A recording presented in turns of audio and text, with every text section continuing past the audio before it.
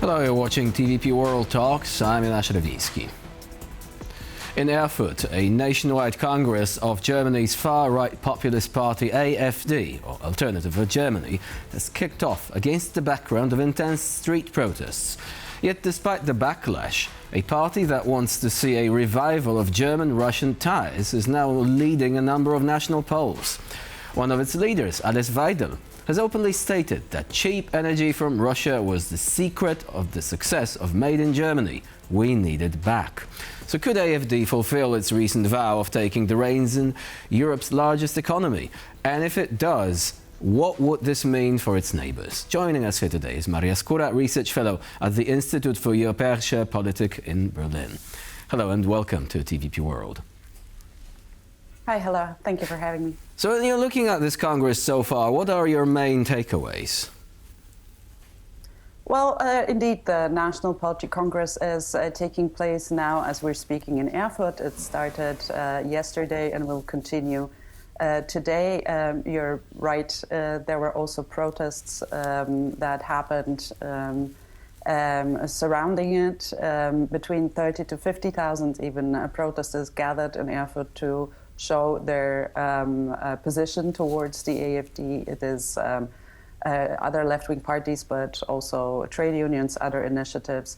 But 600 delegates, they managed to reach the Congress. And so far, well, the convention is less on the substance and more on uniting the party, more on showing unity. An important development that took place yesterday was the re-election of the double leadership. You mentioned Alice Weidel.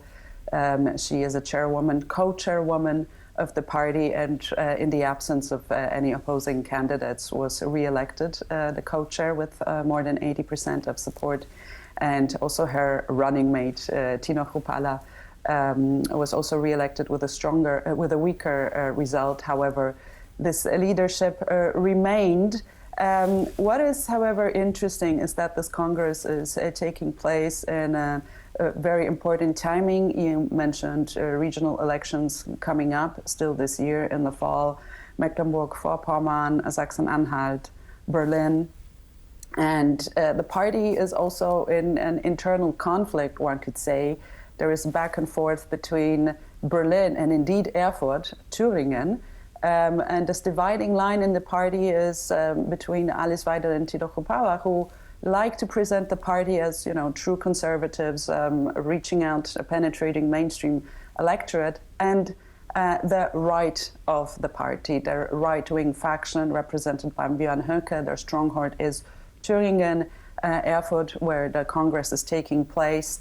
And one can ask a question, of course, if it's a true crack in division in the party or a specific spectacle or a strategy to both try to attract the mainstream electorate, but also keep the radical right with them, to also mobilize the radical right.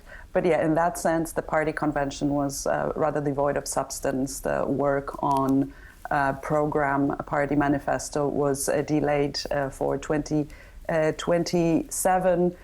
This upcoming elections, I think, or regional ones, are testing fields, are tests for what could possibly work at the national level. There are many ideas presented at the regional level, but the AfD, beyond this friendship with Russia or turning back from energy transition, there are also other proposals that some bring the raising eyebrows, because some of them are pretty radical. So this is what has you've been mentioned, the Russia question, right? Because let's take a look at that. Even though there is no official manifesto, we already know, apparently, that they are doubling down on this. Alice Weidel said, we need to go back to Russian gas.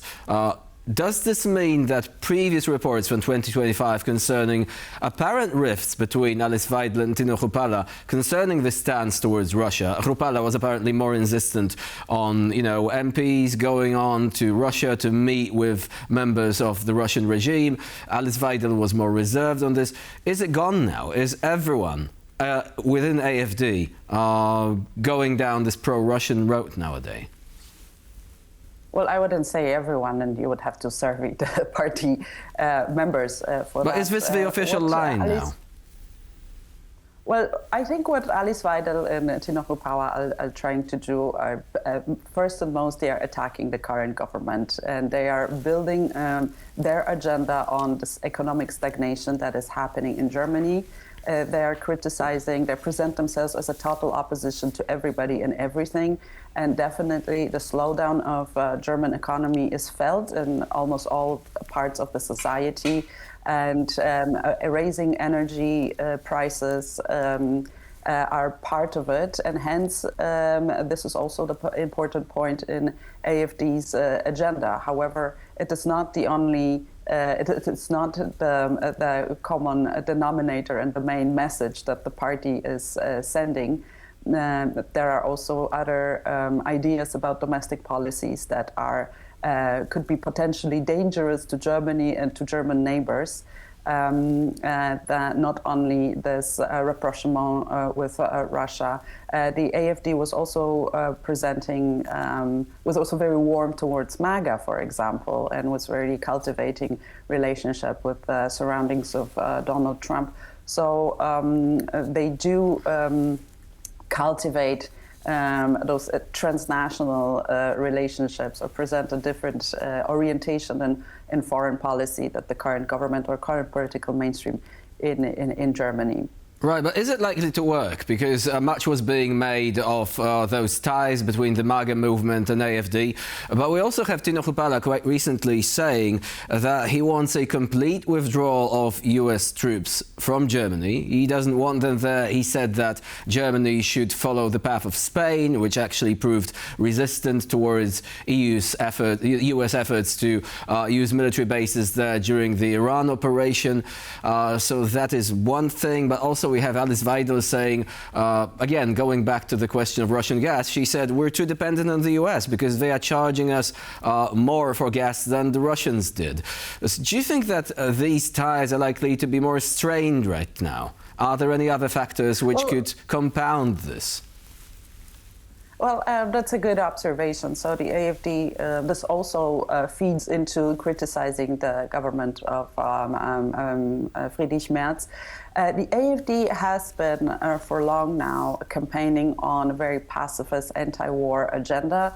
The AfD is known to be using fear, insecurity, negative campaigning to mobilize their voters. And definitely the ongoing war in Ukraine is a headache, is a problem, is generating fears to everybody in Europe. And speaking of being dependent of Americans and having American troops and so on, feeds into this narrative of building on anger, sense of fear, safety, need for peace, no to war, disengagement. So you have to look at it in the broader context of the strategy of AfD to mobilize their voters, what actually is their agenda, criticizing the current SPD-CDU government with their attempts to sort of keep the transatlantic alliance, keep supporting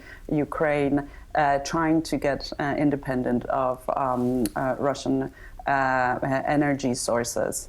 Right, but what would you make in this context of statements by Tino Hrupawa last year concerning Russia not being a threat? He said that he doesn't see Russia being a threat, but he also said that Poland could potentially be a threat. And there were even claims by some members of that particular party who also made some revisionist statements which haven't been seen for quite a while. I mean, following the reconciliation after World War II, these have been gone from German politics until today. So that doesn't really follow the pattern of all of that being a criticism of Friedrich Merz and his government, because there hasn't really been a question of, you know, this government doing too much to cooperate with Poland or anything like that. Do you think that we should be looking at this and treating this seriously, given that these statements are reviving some ideas about foreign policy that we haven't really seen in a while, and for good reason? Yeah, I think the AfD is absolutely to be taken seriously, and it's good that you're mentioning Poland in this context, because so starting with Kropala and him talking about Russia, there is especially in East Germany, Kropala himself is coming from East Germany, so for this section of electorate, perhaps building on positive sentiments of Russia is again a strategy, again a tactic to attract them, to appeal to them.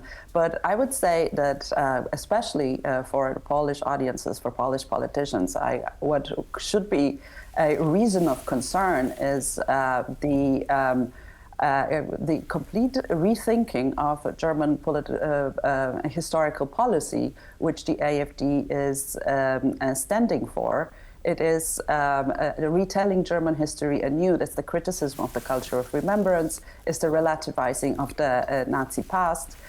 Please mind that, for example, in the upcoming elections in Sachsen-Anhalt, one of the ideas is to, for example, scrap the visits of school children to concentration camps, to have a less focus on the Nazi past and Nazi history of Germany. So these are, I think, tendencies that you can see in this party, which indeed should be worrisome, because it looks, at least at the regional level, and there's this radical wing of this party is looking into ideological direction, which potentially could threaten not only Poland, but also, the idea of united Europe, the idea of Europe united around principles and values of democracy, of the rule of law, and building a like alliance across cultures. So being in Poland, I would also consider this as a warning sign.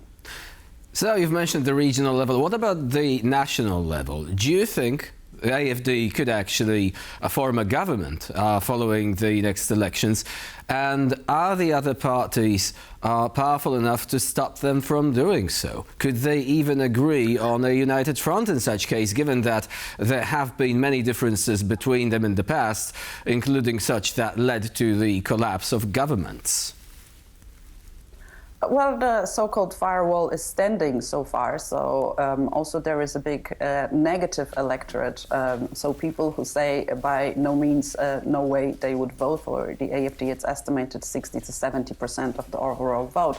So yes, the AfD is gaining popularity also at the national level, but there still is a glass ceiling which they cannot overcome, and still a potential of the more mainstream parties, democratic parties, to withstand it. But, because of this very specific construction that Germany is, with a strong federalism, the regional level actually plays a role for the national level. And I'm not talking only about the parliamentary elections, but also what would happen if the AfD would win in Sachsen-Anhalt and would win big and form a majority regional government, a Landtag.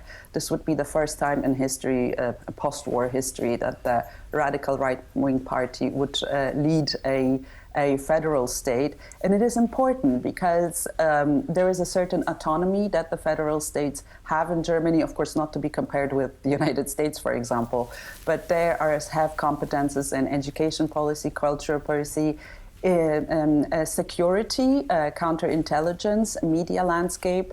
So winning a federal state would mean that it could be a test field for policies of the AfD of changing the setup of the state. And more also importantly, there is something like Bundesrat in Germany, which is a constitutional organ in which all 16 federal states are represented. And Bundesrat also takes part in administrative, legislative processes, also in relations to European Union issues. Remember, next year, there will be election of federal president. The president of Germany is not elected directly, like in other countries, is elected indirectly by Federal Assembly, which is not only members of parliament, but also representation of federal states.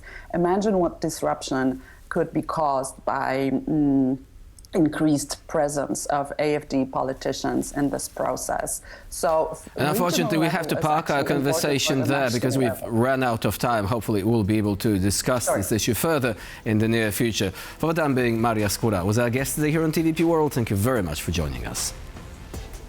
Thanks for having me. And I'm Jonasz Lewiński. You're watching TVP World. Please do stay with us.